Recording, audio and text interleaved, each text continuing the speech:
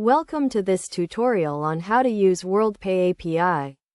WorldPay is a leading payment processing company that provides a range of payment solutions for businesses. The WorldPay API allows developers to integrate payment processing into their applications, enabling customers to make secure payments online. To get started with the WorldPay API, you need to create a WorldPay account and obtain an API key. This key is used to authenticate your API requests and ensure that only authorized transactions are processed. Once you have your API key, you can begin integrating the WorldPay API into your application. The first step in using the WorldPay API is to set up a payment request. This involves creating a payment token that contains the customer's payment information, such as their credit card details. You can create a payment token by sending a request to the WorldPay API with the customer's payment information. Next, you need to create an order and associate it with the payment token. This involves sending a request to the WorldPay API with the order details, such as the order amount and currency. The WorldPay API will then generate an order code that you can use to process the payment.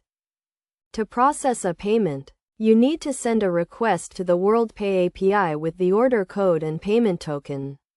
The WorldPay API will then verify the payment information and process the payment.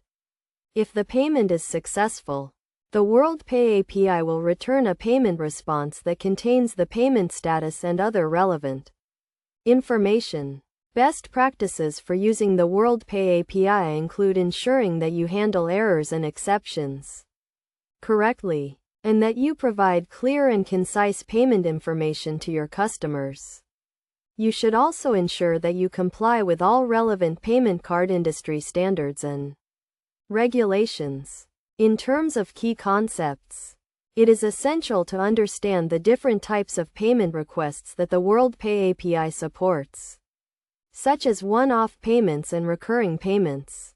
You should also be aware of the different payment methods that the WorldPay API supports, such as credit cards and PayPal.